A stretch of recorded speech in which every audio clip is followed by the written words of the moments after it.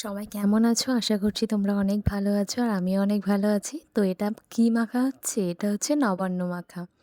তো নবান্ন মানে হচ্ছে নতুন চালের যে অন্নটা হয় সেটাকে নবান্ন বলে। তো আমাদের গ্রামের নাম হচ্ছে ভাতুরিয়া। এটা নবদ্বীপ থেকে আর পারুলিয়ার থেকে ২০ মিনিট মতো আসতে হয়। তো আমাদের গ্রামের সবথেকে বড় উৎসব হচ্ছে নবান্ন উৎসব। তো চলো নবান্নর আগের দিন বাপি আর আমি চলে এসেছি মুদিখানার দোকানগুলো করে নিতে। এখানে সব বাপি আর আমি মুদিখানার দোকানগুলো করে নিচ্ছি। আর এদিকে দেখো আমার কাজের শেষ নেই। এই পুজো আসলে আমার এত কাজ, সব কাস্টমাররা বাড়িতে এসে বসে আছে।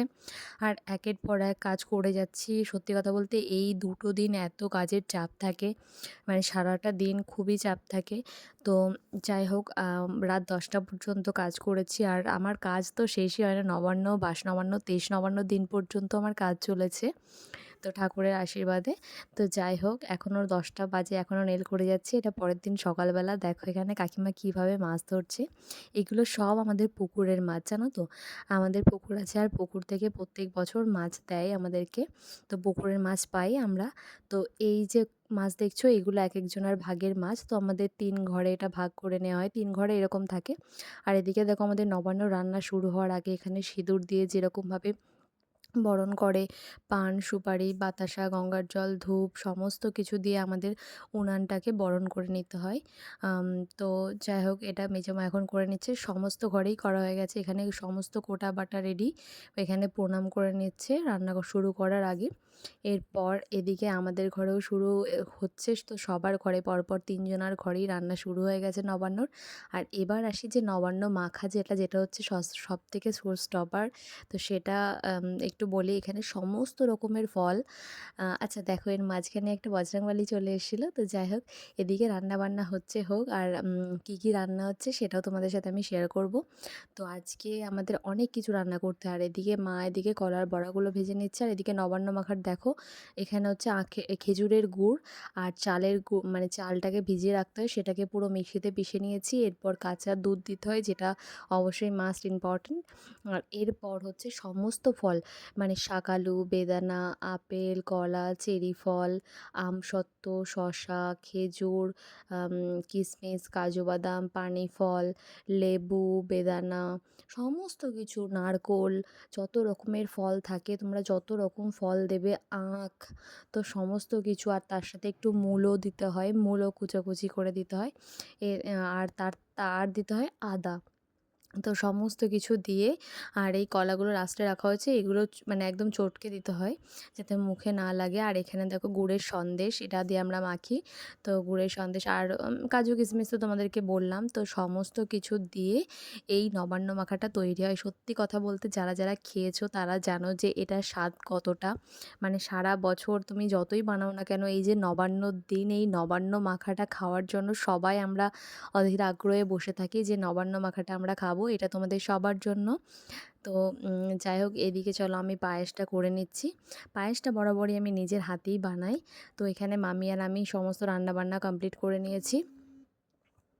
আর এদিকে আমার পিসিও রান্না করছে কাকিমার ঘরে। কাকিমা পিসি দুজন মিলে এদিকে ঝুমাদিও পায়েস বানাচ্ছে। আমরা সবাই মিলে রান্না করি। তো চলো আজকে দেখে নিই কী কী আছে। ৫ রকমের না ৯ রকমের ভাজা।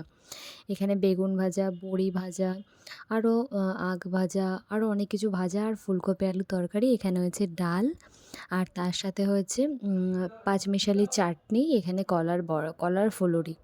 আর এদিকে পায়েস হচ্ছে। আর এদিকে মেজমা মাছটাও করছে, এদিকে মাছটাও হবে। তো চলো ভাজাভুজিগুলো বলে দিই তোমাদের। আখ ভাজা, মূলো ভাজা, রাঙা আলু ভাজা, শিম ভাজা, আলু ভাজা, নারকেল ভাজা, বেগুন ভাজা। তো টোটাল ৯ রকমের ভাজা আমাদের করতে হয়। আর এই দেখো ভাতটাকে আমাদের প্রণামও করে নিতে হয় ভাতটা খাওয়ার আগে। তো চলো আজকে আমরা সবাই মিলে এখন খেতে বসে পড়েছি। আর দেখো এদিকে কুটুমজন কিন্তু অনেক আসে আমাদের গ্রামে, সবাই আসতেই থাকে, মানে খুব সমস্ত বাড়িতে।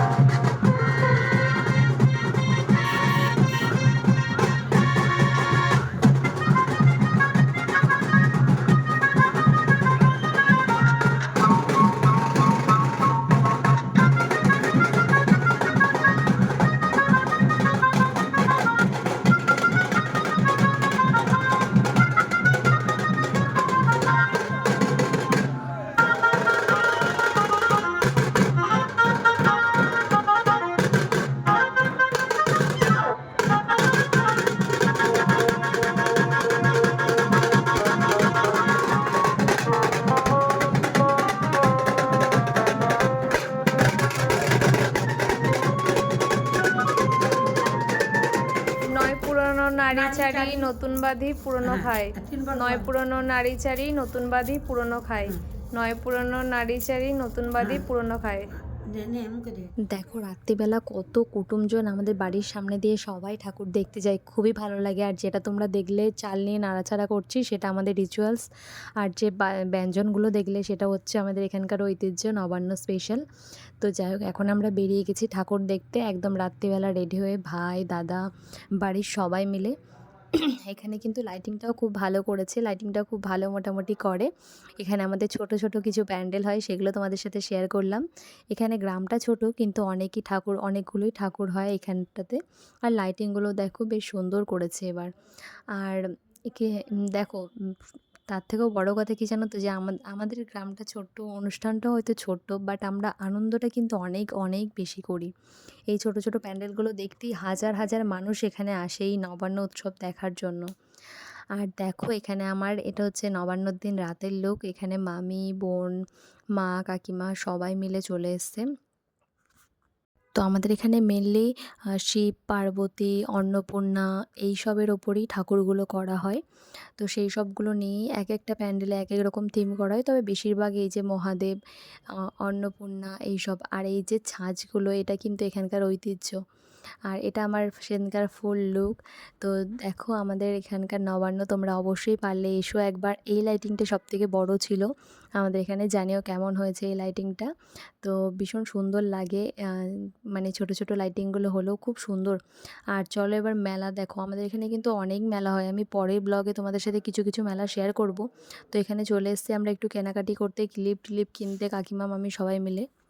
আমাদের কিন্তু মেলাতে বেশ অনেক দোকানই আসে। তো চলো এবার কেনাকাটা করে এবার খাওয়া দাওয়ার পালা। ফার্স্টেই চলে এসেছি ফুচকা, যেটা ছাড়া মানে মেলা ইনকমপ্লিট থেকে যায়। এখানে আমরা সবাই মিলে জমিয়ে ফুচকা খাচ্ছি। তো ফুচকা টুচকা খেয়ে নিয়ে এরপর আমরা আরও কিছু খাওয়া দাওয়া করবো।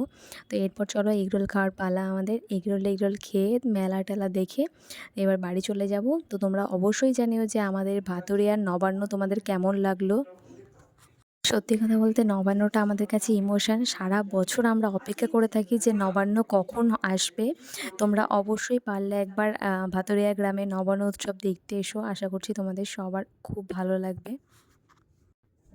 প্রায় 3 দিন ধরে আমাদের এই অনুষ্ঠান চলে, তবে নামই 3 দিন কিন্তু 4 থেকে 5 দিন থাকে এই নবান্ন উৎসব।